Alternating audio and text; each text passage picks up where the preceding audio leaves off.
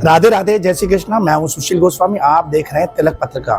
प्रयागराज की पावन धरा पर आप देख रहे हैं करोड़ों की संख्या में श्रद्धालु बड़ी आस्था और भक्ति के साथ गंगा यमुना सरस्वती के पावन संगम में डुबकी लगाकर यहाँ अपने कल्याण के लिए, अपने पितरों के मोक्ष के लिए जिस आस्था से आ रहे उसको हम दिखाने का लगातार प्रयास कर रहे हैं। लेकिन आस्था इतनी है कि उसके सामने हम भी छोटे पड़ रहे हैं, उसको दिखा नहीं पा रहे।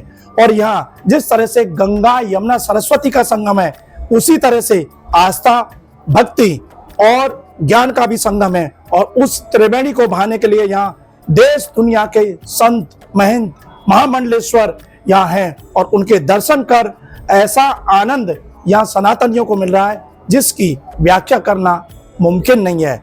और आज ऐसे ही संत के आशीर्वचन दिलाने के लिए आज तिलक पत्रिका की खास वार्ता में हमारे साथ मौजूद हैं सदगुरु रितेश्वर महाराज। और एक खास बात यह है कि चूंकि मैं भी ब्रजवासी हूं और महाराज श्री भी हमारे वृंदावन से हैं, तो मुझे ही खुद एक आनंद की अनुभूति हो रही है महाराज जी का सानिध्य प्राप्त करके। तो निश्चित तिलक पत्रिका के दर्शक आप देख रहे होंगे तो आपको भी बड़ा सुख होगा, आनंद मिलेगा। लेकिन आइए हम ले चलते हैं आपको उसी प्रयागराज की उस पावन धरा में, एक ज्ञान की गंगा में प्रवेश कराते हैं। तो महाराज जी बहुत बहुत स्वागत है तिलक पत्रिका के इस वार्ता में। राधे राधे राधे। महाराज जी सबसे पहले हम, क्योंकि ये कुंभ है, कुंभ को लेकर ही शुरुआत करेंगे कि कुंभ की अलग अलग तरह से संत, महात्मा, मंडलेश्वर और जो ज्ञानाचार्य व्याख्या कर रहे, आप किस दृष्टि से कुंभ को देखते हैं और कुंभ का जो पौराणिक और जो इसका शाब्दिक अर्थ है? पुराणों में जिनकी आस्था ही नहीं है, पौराणिक तरीके से अगर आप उनको बताएंगे तो वो उसको स्वीकार भी नहीं करेंगे जी। और पुराण का ज्ञान जिनके पास है उनको बताने की भी जरूरत नहीं है। विज्ञान की बातें करते हैं क्योंकि विज्ञान ज्ञान का एक अंश है। मैंने पूर्व में भी कहा है कि विशिष्ट वस्तु के संबंध में समग्र ज्ञान को विज्ञान कहते हैं। किसी विशिष्ट वस्तु, कंप्यूटर साइंस, कंप्यूटर का विज्ञान है। बिल्कुल। ऐसे इस जीवन का विज्ञान क्या है? जीवन का विज्ञान आध्यात्म है। और इस जीवन के विज्ञान आध्यात्म को फील करने के लिए और अपने जीवन में अपनाने के लिए, क्योंकि इसको अपनाने से हमारा जीवन सत्यम शिवम सुंदरम की ओर जाएगा, हम आनंदित होंगे। मनुष्य की एकमात्र चाहत है आनंदित होना। सुख और दुख जो दोनों होते हैं, अगर सुख की कामना है तो दुख के लिए फिर हमें राजी रहना चाहिए। अगर हर्ष होता है तो शोक दरवाजे पे बैठा है, फिर आपसे मिलेगा भी थोड़ी देर के बाद। किसी के प्रति राग है और आप कहेंगे कि मैं तो राग रखता हूं, तो द्वेष आपके भीतर है फिर, क्योंकि अकेले रह नहीं सकते। पूरक है, ये पूरक है एक दूसरे के। पर आनंद का कोई पर्यायवाची भी नहीं, कोई विलोम भी नहीं, कोई पैमाना भी नहीं है। वो असीम है, अनंत है, मैं कहूँ सब कुछ है। आध्यात्म आनंद की उपलब्धि का या मार्ग कह लीजिए या आध्यात्म को ही आनंद कह लीजिए।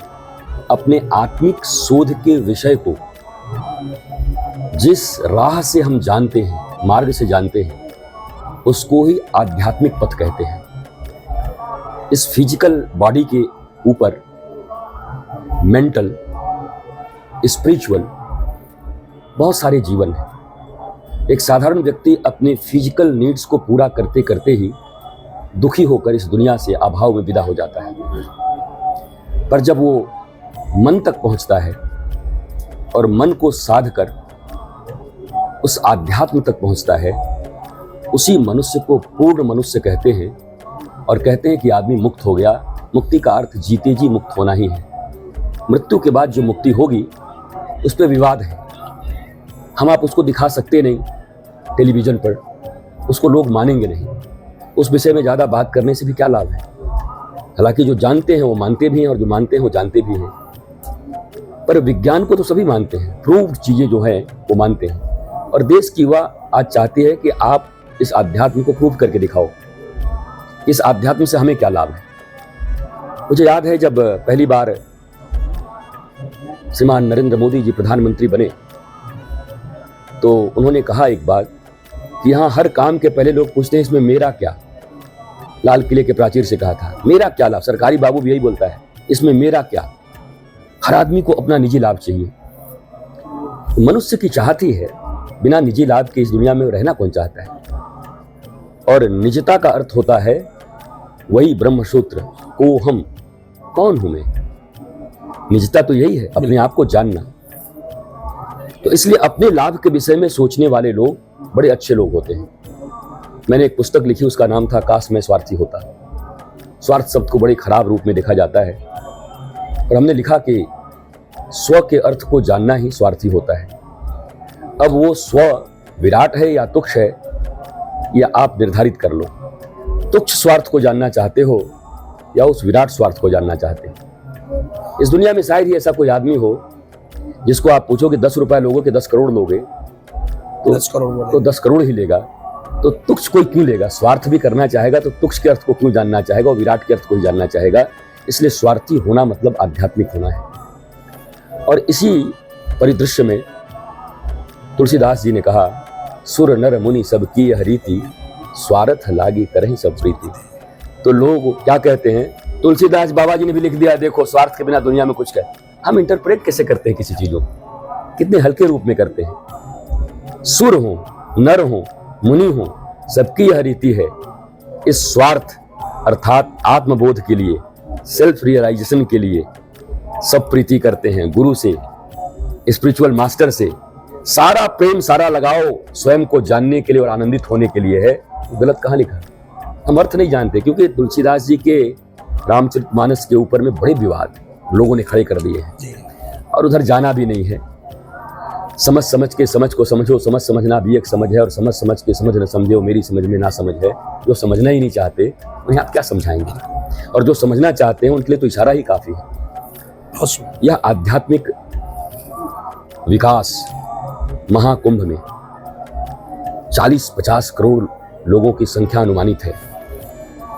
पूरा भारत और पूरी दुनिया के लोग यहाँ उपस्थित हैं, विदेशों से लोग आ रहे हैं और केवल शरीर के स्तर पर नहीं आ रहे हैं। अगर शरीर के स्तर पर आते तो विश्व के वो तमाम बड़े बड़े लोग, धन की कमी जिनके पास नहीं है, वो कुंभ में भटक न रहे होते हैं। इसका मतलब उनकी चाहत इनर है, आंतरिक चाहत है, आध्यात्मिक चाहत है। ये महाकुंभ आध्यात्मिक रूप से हमें समृद्ध कर सकता है। पर जिन खोजा तिन पाइयां गहरे पानी पैठ, जो खोजेंगे वही पाएंगे। पॉकेट मार भी आए हैं यहाँ बड़ी संख्या में, बिल्कुल उनकी जो खोज है वो भी पा रहे हैं और अच्छी संख्या में पा रहे हैं। साल भर का उनका उपाय हो जाएगा। ये उनके लिए अच्छा सीजन है। बोला महाकुंभ ऐसा सीजन है, 1-2 साल की चिंता उनकी मिट जाती है। और ये महाकुंभ ऐसा सीजन है कि आध्यात्मिक व्यक्ति के लिए अगर एक महाकुंभ ठीक से आ गया और उसने ढूंढ लिया और अध्ययन कर लिया, तृप्त हो जाएगा। तो तृप्त हो जाएगा। इतनी पूंजी हो जाएगी कि सारा जीवन खर्च करता रहेगा, पर खर्च होगा नहीं, लोगों को बांटेगा। हम ऐसे महाकुंभ में हैं। हम तो अपने आप को बड़े इतने भाग्यशाली समझ रहे हैं। हर समय मेरा रोम रोम खड़ा रहता है। मैं कभी कभी ऐसे सोचता हूँ, मैं हूँ तो महाकुंभ में हूँ कि नहीं हूँ, तो फिर लगता है नहीं हूँ, मैं महाकुंभ में हूँ। महाराज जी, इसी जगह पर मैं और जरा उसकी व्याख्या करना चाहूंगा कि ये शब्द आपने कई बार प्रयोग किया और लोगों के भी जहन में है, और कुछ लोग उसकी जिज्ञासा है कि ये कुंभ है, महाकुंभ है। कुछ लोग बता रहे हैं कि जैसे महाकुंभ 144 वर्ष बाद आया है, और तो ये क्या वजह है, ऐसा क्या संयोग है जो 144 वर्ष बाद, क्यों 12 वर्ष बाद अब तक सुना था कुंभ लगते हैं, 3-3 वर्ष बाद। 4 स्थान है जहाँ सब जानते हैं, अमृत की बूंदेगिरी। तो ये महाकुंभ इसका जो नामकरण हुआ 144 वर्ष बाद, इसको लोग, लेकिन सही ढंग से अभी तक व्याख्या इसकी सामने नहीं आ पा रही है, भ्रमित है। लेकिन मुझे ऐसा लगता है कि इसकी सही व्याख्या आप एक बार शंकराचार्य जी के पास जाएं। मैं ही आपको रिकमेंड करता हूँ। और वहां से लें। आपका मत क्या है महाराज जी? मैं चूंकि बहुत विशद रूप से इसका वर्णन नहीं कर सकता जी कि कुंभ, महाकुंभ, जी पूर्ण कुंभ, 144 साल, हाँ ये काल, नक्षत्र, बिल्कुल। अगर आप आर्ट्स के विद्यार्थी हैं और मैं आपसे केमिस्ट्री की बात करूं तो मैं करूंगा तो जरूर, पर आप समझ नहीं पाएंगे। ऊपर इसका मतलब मैं ये नहीं कह रहा हूं भारत की या दुनिया की अधिकतम जनता लोग ज्योतिष विद्या के ज्ञाता नहीं है। ज्योतिष विद्या के एक अंश को लेकर, और जब कभी मैंने कहा था कि इसको व्यापार का साधन भी बनाया गया, बुरा नहीं है। आप अगर कुछ घोषणा करते हैं, उनके जीवन में प्रतिफलित होता है तो करिए, लेकिन ज्योतिष तो एक विज्ञान है। उस विज्ञान को समझने के लिए समझने वाला भी चाहिए, उसी स्तर का चाहिए, और इनकी संख्या बहुत कम है। तो अगर हम रिचुअल्स में गए तो दुनिया की बहुतायत जनता वंचित रह जाएगी बाकी चीजों से। यह महाकुंभ, मैं फिर कहता हूं, जी सीधा एक ही लाइन है। दुखी हो, समाधान नहीं मिल रहे, बहुत भटक लिए, आओ आ जाओ, डुबकी लगाओ। अगर आनंद न मिले डूब, और वो की मिल जाएगा जिसकी से सारे ताले खुल जाएंगे। डूब की, ऐसा डूब लगेगा कि उस चाबी से सब कुछ खुल जाएगा। पर यहां कल्पवास करना होगा। आए तो आए, भागें, मिल तो जाएगा।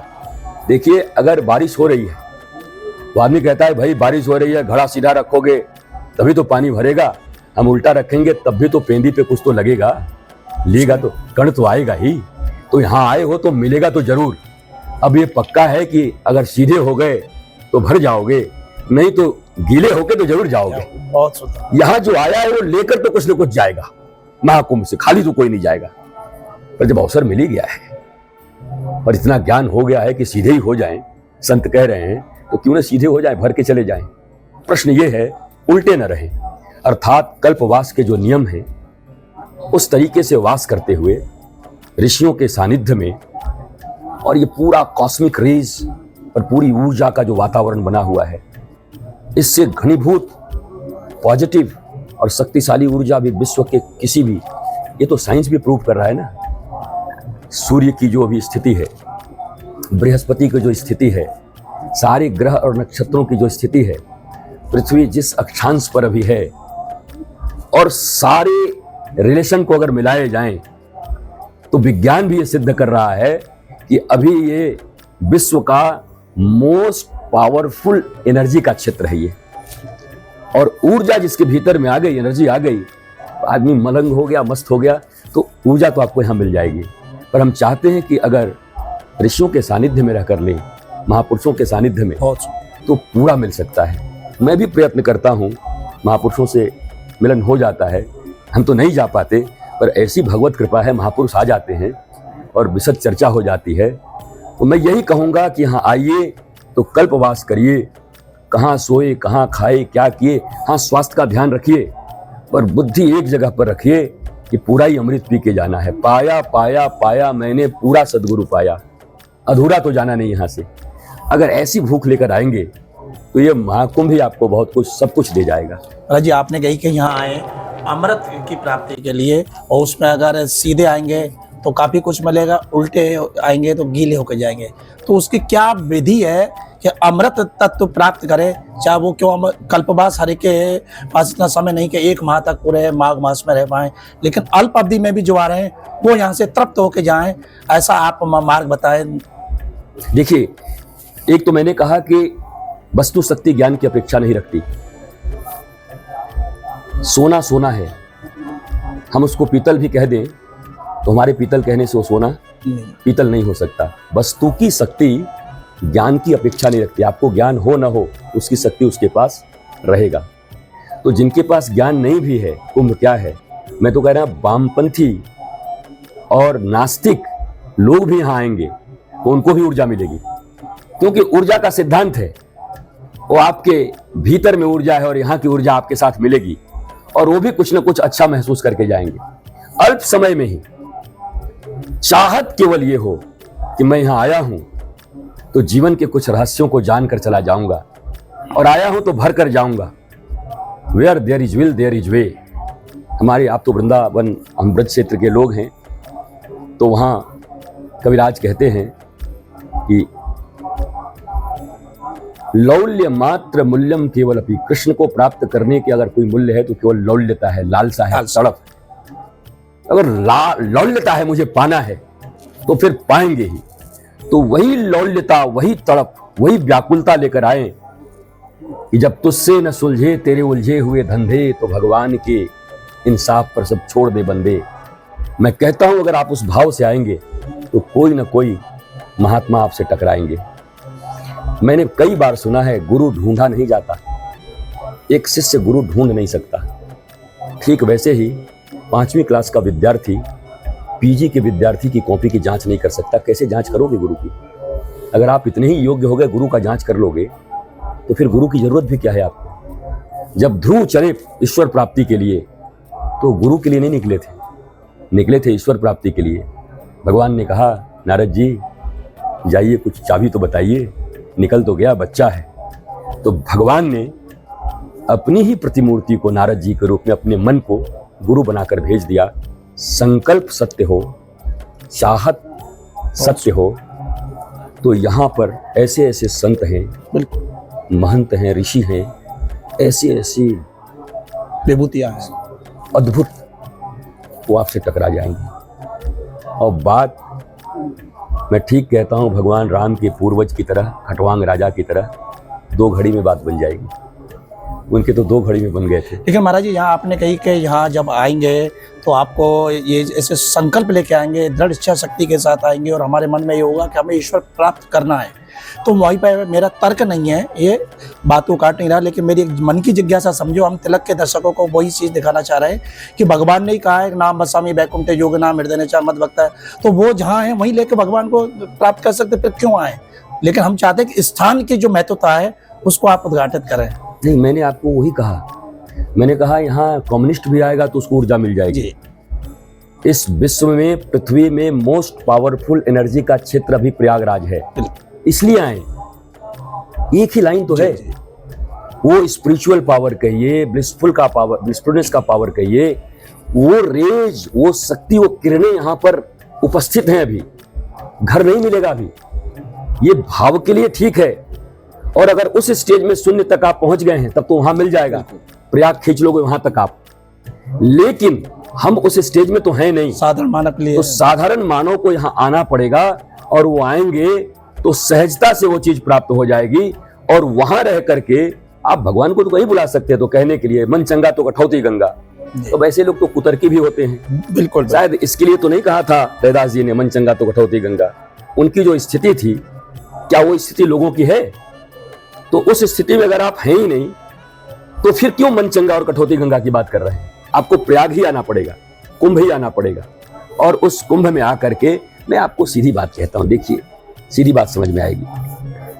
भारत में 74% लोग मेंटल एंजाइटी के शिकार हैं। पूरी दुनिया में 88% लोग मेंटल एंजाइटी के शिकार हैं, और केवल अमेरिका में 90% लोग मेंटल एंजाइटी के शिकार हैं। तनाव में, टेंशन और डिप्रेशन में है। जो आदमी तनाव में है, उसके पास करोड़ों है, अरबों है, कि किस पद पर है, वो जीना भी कोई जीना है लल्लू। ऐसे जीवन जी के क्या करेंगे वो? अगर आप तनाव से भी मुक्ति चाहते हैं तो वो ऊर्जा ही कर सकता है, और ये ऊर्जा का परिक्षेत्र ऐसा अभी विश्व में कहीं है नहीं। ये पृथ्वी का वो टुकड़ा है, प्रयागराज, संगम का तट। बस यही मैं जानना चाहता था। अनचाहे तौर पर वो सारी शक्तियां आपके भीतर प्रविष्ट हो जाएंगी, आप चाहो या न चाहो। मैं तो इतना कह रहा हूं, नहीं चाहोगे तब भी हो जाएगा। ये 14 रत्न जो निकले थे, तो कुंभ में से वही रत्न निकले हैं जो मानव का कल्याण करेंगे। 14 आना पड़ेगा, सभी रत्न, ये सब मिलेंगे आपको यहाँ। एरावत चाहिए तो एरावत मिल जाएगा, जाकी रही भावना जैसे। तो आपको जो चाहिए मिल जाएगा। लक्ष्मी चाहिए तो लक्ष्मी मिल जाएंगी, अमृत चाहिए तो अमृत मिल जाएगा। अमृत का अर्थ तो यही होता है ना कि हम निडर हो जाएं। अमृत पी के क्या होते हैं? अमर होते हैं ना, मरते नहीं ना। सीधी भाषा तो यही है। बिल्कुल। तो जो जिसके भीतर से भय समाप्त हो जाए, अभयत्व, निर्भय हो जाए, जो निडर हो जाए, निश्चिंत हो जाए, जिसको कहते हैं मस्त हो जाए, न भूत की कोई चिंता, न भविष्य का कोई भय। वर्तमान में एक विज्ञ और अद्भुत ऋषि की तरह जो जिए, आनंद का ऊर्जा उसके रोम रोम से प्रवाहित हो, उनकी आंखें जिस पर चली जाएं वो भी मलंग हो जाए, वो भी मस्त हो जाए, वो यहाँ मिल रहा है। महाराज जी, इस स्थिति में गृहस्थ आदमी भी इस स्थिति तक पहुंच सकते हैं? इसको लेकर बहुत लोगों को संशय रहती है, अगर ये साधु महात्मा वो इस स्थिति तक पहुंच पाते हैं? सतयुग से लेकर आज तक सारे ऋषियों का पुराण में, शास्त्र में नाम तो है ही। आप जोड़ें तो कितने गृहस्थ हैं और कितने ब्रह्मचारी हैं। 2% ब्रह्मचारी हैं, अधिकांश गृहस्थ। भगवान राम के गुरु कौन? विश्वामित्र, वशिष्ठ जी, सांदीपनी भगवान कृष्ण के, गर्ग गौतम सांडिल्य, सब गृहस्थ। मुझे लगता है कि ये इशारा काफी है कि वो ऋषि जब ब्रह्मचारियों को ज्ञान दे रहे हैं और आनंद दे रहे हैं, वो गृहस्थ ऋषि बड़े बड़े ब्रह्मचारियों को ज्ञान दे रहे हैं। गौतम ऋषि किसको ज्ञान नहीं दे सकते? कण्व, अंगिरा, ऋभु, वशिष्ठ, चैवन्य, गालव, ये किसको ज्ञान नहीं दे सकते, अमृत नहीं दे सकते? लेकिन महाराज जी, उनकी तो साधना का जो एक असीमित शक्ति थी, वर्तमान कलयुग में ऐसी शक्ति कहाँ है? आजकल तो आदमी के शारीरिक रूप की शक्ति नहीं है, तो उनके लिए सहज में उपाय, मार्गदर्शन। कलयुग में तो कहा ना, नाम आधार है, कलयुग केवल नाम आधारा।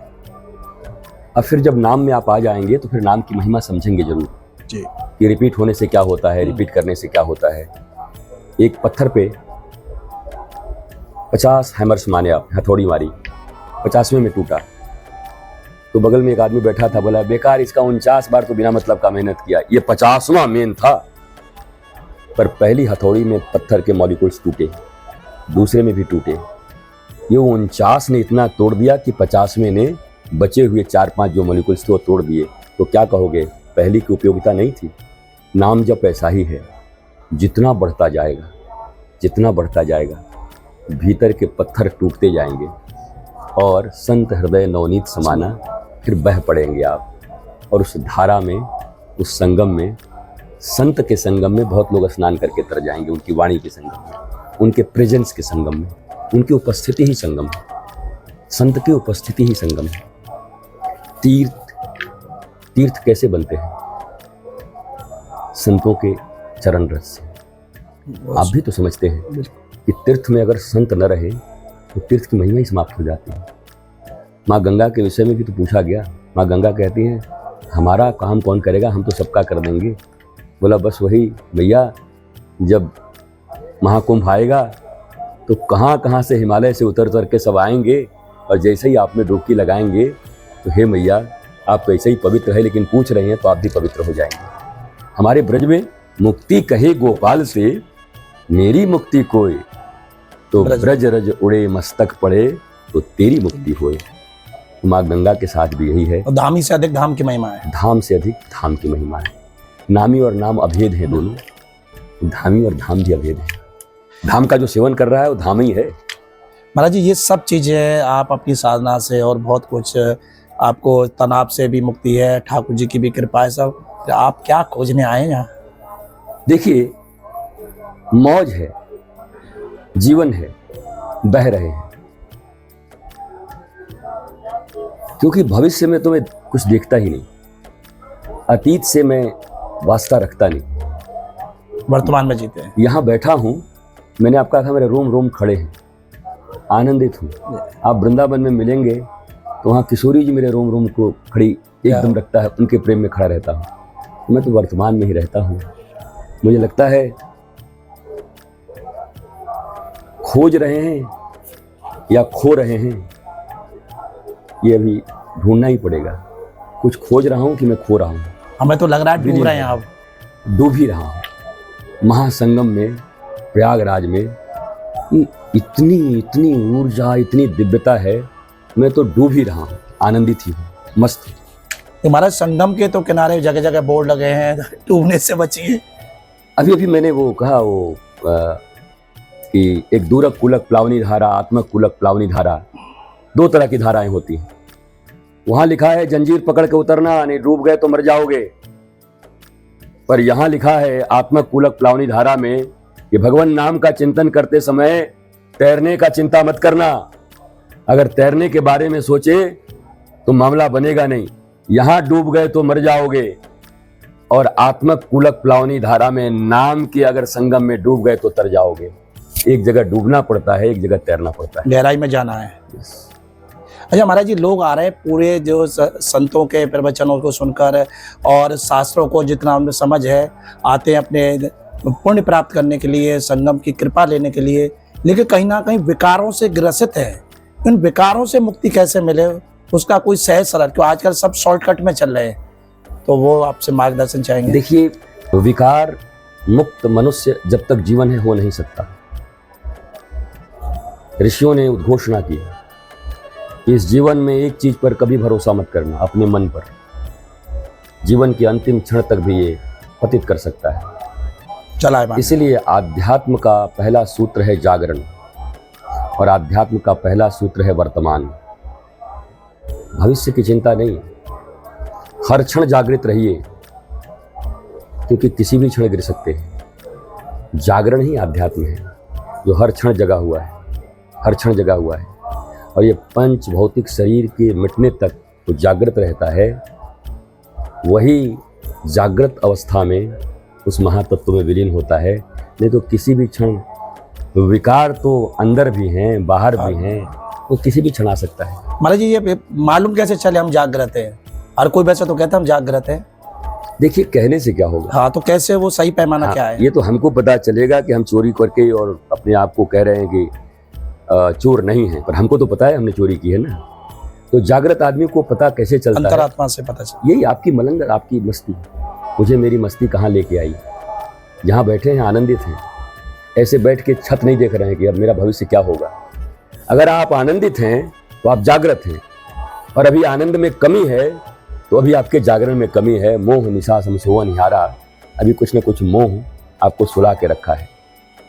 जागरण और आनंद दोनों एक ही है, जागरण और आध्यात्म दोनों एक ही है, जागरण और धर्म दोनों एक ही है, जागरण और सिद्ध दोनों एक ही है, जागरण और संत दोनों एक ही है, जागरण और तीर्थ अगर जोड़ते जाएं तो सब जागरण से ही जुड़े हुए हैं। महाराज जी, आज हम आए आपके पास, जो तिलक के हमारे दर्शक हैं उनके एक आध्यात्मिक मार्गदर्शन के लिए। तो मेरा ये जो प्रश्न है, अन्यथा ना लें, लोग आजकल बहुत देश विदेश में धर्माचार्य है और उनके पीछे भारी बड़ी संख्या में उनके फॉलोअर्स बने हुए हैं, और जैसा वो बताते वैसा करते, लेकिन वो कहीं ना कहीं भ्रमित कर रहे हैं। लोग अपनी प्रतिष्ठा की खातिर, चाहे वो धर्माचार्य हो, संत महात्मा हो, बहुत से, सबकी नहीं कह रहा मैं, कुछ ऐसे हैं वो अपनी प्रतिष्ठा के लिए उन्हें भ्रमित कर रहे हैं। और कुछ लोगों का फिर जब कुछ समय बाद उनकी आंखें खुलती हैं, तो ऐसा एक सदमार्ग, जहां उन्हें जो जीवन का जो उद्देश्य है, भगवत प्राप्ति है, मोक्ष की प्राप्ति है, धर्म के पथ पर चलने का, वो क्या मार्ग है? देखिए, तो लेने वाले के ऊपर है। अगर उनको खोज है कि हमारा गुरु 100 गाड़ियों में आए, जेट से उतरे, उन्होंने ज्ञान तो नहीं देखा ना, उन्होंने वैभव देखा है। वैभवशाली चाहिए, वैभवशाली मिल जाएगा। प्रभावशाली चाहिए तो जितने भी प्रभावशाली लोग हैं उनसे मिलने वाला भी आपको मिल जाएगा। पर प्रभुशाली चाहिए, प्रभावित नहीं, प्रभु भावित अगर चाहिए तो वो भी मिल जाएगा। प्रभावशाली की बात करें, प्रभुशाली, प्रभुशाली वो भी मिल जाएगा।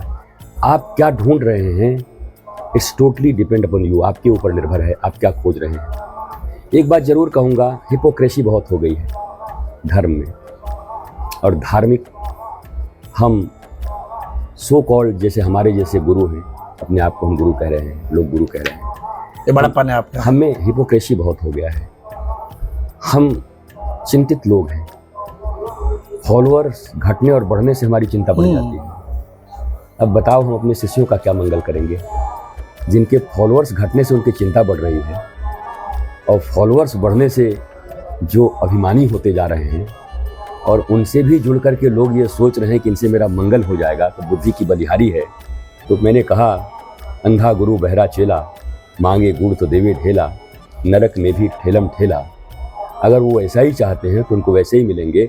पर इस महाकुंभ में और इस पृथ्वी पर अगर आप सात्विक संत ढूंढना चाहते हैं और आप ज्ञान की आंखों से ही उनको ढूंढ रहे हैं, जी, वो भी हैं, वो आपको मिल जाएंगे। पर आप तो खुद ही प्रभाव ढूंढ रहे हैं, आपको तो प्रभाव चाहिए। उस रील में आप पहुंच पाए कि नहीं, उस रील को आप देख पाए कि नहीं, आप देख रहे हैं। हमारा रील चले तो बहुत अच्छा, पर तिलक का रील चल गया तो बड़ी कठिनाई हो गई। क्या बात है, जिस रील से हम वायरल हुए हैं उसी रील से कोई और वायरल हो रहा है तो हमको चिंता हो जाती है। क्या वायरल होने का हक सिर्फ आपका है? और सत्य को प्रकाशित होने से कोई रोक नहीं सकता। झूठ भी प्रकाशित होता है इसलिए क्योंकि उसका खात्मा होना है। झूठ भी बहुत ज्यादा प्रकाशित होता है, न प्रकाशित होगा तो मिटेगा कैसे? उसके अंग अंग अगर न दिखे जाएंगे तो उसको मिटाया कैसे जाएगा? कुंभ में आजकल बहुत चल रहा है। तो जो भी प्रकाशित हो रहे हैं प्रसन्न रहिए। दोनों ही तरह के प्रकाशित हो रहे हैं। सत्य का प्रकाश बढ़ता जाएगा अमिट है। और उनका प्रकाश जाएगा तो फिर आएगा भी ऐसे, मिटेंगे। जब हनुमान जी को भ्रम हो गया कुछ समय के लिए राम कथा सुन के, जी, तो हम किस खेत की मूली हैं जो त्रेता युग में ज्ञानी नाम अग्रगण्यम सकलगुण निधानम वानरा नाम धीशम बुद्धिमताम मनोजम मारुत तुल्य वेगम जितेंद्रियम बुद्धिमताम वरिष्ठम। जब वो फॉलोअर्स के चक्कर में धोखा खा गए, हम आप खा जाएंगे तो। लेकिन अगर हनुमान जी हैं आप, मतलब रामदास हैं, पक्का विश्वास है, तो धोखा तो खा जाएंगे लेकिन फिर उसी तालाब में, पोखर में, नदी में जैसे ही आत्मस्वरूप का दर्शन होगा तो फिर काल नेमी का अंत होगा। तो काल नेमी का विनाश तो होगा और सच्चे संत सूर्य की तरह प्रखर होकर आकाश में अपनी किरणें पृथ्वी तक बिखेरते रहेंगे, अंधेरा दूर भागेगा। हम विश्वास रखते हैं कि आध्यात्मिक जगत में, पूरे विश्व में प्रखर दिव्य सच्चे संतों का प्रकाश मनुष्य के जीवन से शोक, ताप, दुख और अज्ञानता के अंधकार को शीघ्र मिटाएगा। महाराज जी, आपने भी जो तिलक धारण किया, इसी तरह से अन्य प्रकार के संत महात्मा भी तिलक लगाते हैं, तो इस उपासना पद्धति में तिलक का क्या महत्व है? देखिए, इस स्थान के विषय में तो आप भी जानते हैं, ये कौन सा स्थान है। साइंस की भाषा में पिनियन ग्लैंड्स और शिव तत्व की भाषा में तीसरा नेत्र, दो तो यहाँ है और तीसरा ज्ञान नेत्र है। तो ये ज्ञान चक्षु है। इस ज्ञान चक्षु को खोलने की विधा विज्ञान कैसे कैसे रिलेट करता है, इस पर शोध करना बाकी है, और कर लीजिए। हम कुछ बोलेंगे, कोई कुछ और बोलेगा, पर तिलक का महत्व ज्ञान चक्षु को खोलने के लिए है, केवल बाह्य आडंबर नहीं है कि ऐसे पोत लिया और चले गए। तिलक आपके भीतर के ज्ञान और विज्ञान से जुड़ा हुआ है, आपकी प्रकाश तक आपको पहुंचाने का एक माध्यम है। और ये तिलक भी सच्चे जिज्ञासुओं के लिए, उनके हृदय में ज्ञान प्रकाश भरने के लिए, ये जो माइक के रूप में तिलक चल रहा है, ये तिलक भी उन लोगों के जीवन में प्रकाश भर देगा, ये मुझे विश्वास है और मेरी शुभकामना भी है। तिलक का वैज्ञानिक आधार तो आपने बताया कि ये तीसरे नेत्र को खोलने वाला होता है, लेकिन अलग अलग संप्रदाय में इसका क्या महत्व है? देखिए, ये तो आप अखाड़े में जब जाएंगे तो किसी महामंडलेश्वर से या अखाड़े के महामहिम से पूछेंगे कि कितने अखाड़ों की मान्यता है, कितने संप्रदाय हैं, संप्रदाय के उप संप्रदाय कितने हैं, तिलक की पद्धतियाँ कितनी हैं। तो हमारी तो ये तिलक आप देखिए, ऊर्ध्वपुंड तो है, तो वैष्णव हैं, और वैष्णव जन तेने कहिए जो पीर पराई जानी रे, नरसिंह मेहता। तो ये वैष्णव तिलक है। विष्णु का अर्थ होता है विराट, क्षुद्र नहीं। मेरी दृष्टि विराटता की ओर है और इसलिए मैं वैष्णव हूँ। मुझे मेरे वैष्णव होने पर गर्व है इसलिए मैं सेक्ट में नहीं हूँ, और मुझे इसका गर्व इसलिए नहीं है कि दूसरे से हम भिड़ जाएंगे। मुझे इसलिए गर्व है कि मैं क्षुद्रता को छोड़कर विराट की ओर बढ़ रहा हूँ, और ये इसका प्रतीक है। तो प्रतीक लेकर के चल रहा हूँ। बहुत सारे तिलक हैं, आप देख ही रहे हैं, रामानुज संप्रदाय, रामानंद संप्रदाय, श्री चंद्र, बहुत सारे हैं। तो इस पर विवेचना किसी बहुत अच्छे सांप्रदायिक व्यक्ति कहने से चिढ़ना नहीं है। जो संप्रदाय के ज्ञान रखता हो, तो संप्रदायाचार्य जो होंगे, तो एक दिन विशेष कर वहाँ जाइएगा और पूरा का पूरा तिलक विज्ञान निकाल के आइएगा कि एक एक तिलक के बारे में आप बताइए। वैसे भी मैं ऐसी जगह पे बैठा हूँ, विश्वास है। तो मैं भी उसको देखूंगा और तिलक के विषय में और उस पर चर्चा हम करते रहेंगे। जी, आम जो वैष्णव जन है, सनातनी, उनको तिलक लगाने के लिए क्या कहना चाहेंगे? उनके लिए भी यही महत्व है। आप रोली लगा लें, चंदन लगा लें, कुछ भी लगा लें, उर्धपुंड लगा लें, कि आप कुछ भी लगा लें, लेकिन ये आप देखो ना, चंदन, रोली, यहाँ तक कि सिंदूर भी जो माताएं लगाती हैं, आप सबके विज्ञान है ना। इस शरीर के साथ किन तत्वों का, किन मिनरल्स का क्या संबंध है, और हमारे साइंस ने, हमारे विज्ञान ने, अर्थात उस समय के अध्यात्म ने क्यों इसको बनाया था, उस सब के पीछे हमारा स्वास्थ्य है, उस सब के पीछे हमारा आनंद है, उस सब के पीछे सत्य का खोज है। कुछ भी व्यर्थ नहीं है, हम नहीं जानते हैं, इसलिए हम एक झटके में बोल देते हैं ढोंग है, पाखंड है। प्रयास करिए, खोज कर अगर ढोंगी बोलेंगे तो मैं भी आपके साथ खड़ा हो जाऊंगा, पर किनारे खड़े होकर के और केवल अधूरा ज्ञान बांट रहे हैं, अभी गहराई में उतरे नहीं हैं, तो आपकी बातों को हम सुनने को राजी। ऐसे लोगों की बात हम नहीं सुनते और इस कान से सुन के ऐसे निकाल देते हैं। पर कोई विशिष्ट व्यक्ति जब आध्यात्म में गहरी रुचि रखता हो और वो कुछ कहता हो, तो उनके तर्क को वादे वादे जायते बोध, अपने आप को बोधवान बनाने में उस वाद का सीढ़ी मान लीजिए उसे, उस अवतरणिका पर चढ़ते हुए ऊपर भी जाया जा सकता है, नीचे भी आया जा सकता है। तो ये सब बड़ी वैज्ञानिक चीज़ें हैं, साइंस से रिलेटेड हैं। अब धीरे धीरे यंग लोग आ रहे हैं जो विज्ञान भी पढ़े हैं और आध्यात्म भी पढ़े हैं। उनकी संख्या जब बढ़ेगी तो ये कन्फ्यूज़न भी मिटेगा। अभी तक कोई शास्त्र का बहुत मर्मज्ञ है तो इधर वाली LLPP हो गई, लिख लोढ़ा पढ़ पत्थर, और उधर कोई ज़्यादा पढ़ गया तो इधर ये कुछ नहीं पढ़ा। पर अब भारत में मैं देख रहा हूँ कि जागृति जो उधर भी और इधर भी दोनों तरफ में दक्षता हासिल करके आ रहे हैं, तो वो बड़े तार्किक ढंग से वाद कर सकते हैं, संवाद कर सकते हैं, और नौजवानों को, नवयुवकों को और पूरी दुनिया को भारतीय सनातन संस्कृति और आध्यात्म का ज्ञान और प्रदीप को जलाने में अपना महत्वपूर्ण योगदान देने वाले हैं। और ऐसे संत, ऐसे ऋषि इस कुंभ में भी बहुत है। महाराज जी, अब एक आपसे सवाल है निजी, आपके हाथ में जो ये दंड रहता है, इसकी क्या महिमा है? आप क्यों इसे धारण करते हैं? हमेशा दाएं हाथ में रखते हैं और दाएं हाथ आपके मस्तक पर होता है। इसकी 9 शाखा हैं, इनका भी कोई रीज़न है? क्या इसका महत्व है, क्या महिमा है? बहुत से हमारे जो दर्शक है वो खासकर मैसेज करके हमें पूछे कि धृतेश्वर महाराज जी इसको क्यों लेते, इसके बारे में भी बताएं। देखिए, हम लोगों को ठीक से ठग नहीं पा रहे थे, तो हमने एक दंड ले लिया और सोच, शायद स्वीकार नहीं करेंगे क्यों पैर के तिलक पे आपके हम नहीं कभी चला चुके, तो वो हमारे दर्शक तो इसको स्वीकार करेंगे नहीं, सच बात को तो हमने सोचा कि हम भी कुछ ऐसे ऐसे करते चलें तो कुछ स्वीकारोक्ति हमारी भी बढ़ेगी, कुछ 2-4 फॉलोअर हमारे भी बढ़ जाएंगे। हम आप इस पर विशद वर्णन करेंगे, चर्चा करेंगे इस धर्म दंड के विषय में, इसकी आध्यात्मिकता, इसकी वैज्ञानिकता और इसकी एक एक शाखा के विषय में और इसकी सिद्धि के विषय में शीघ्र हम और आप बैठेंगे और एक दंड शो स्पेशल होगा, धर्म दंड शो स्पेशल, उसको हम करेंगे। तिलक पत्रिका के लिए अपने साथी कैमरा पर्सन अनूप पांडे के साथ प्रयागराज से मैं सुशील गोस्वामी।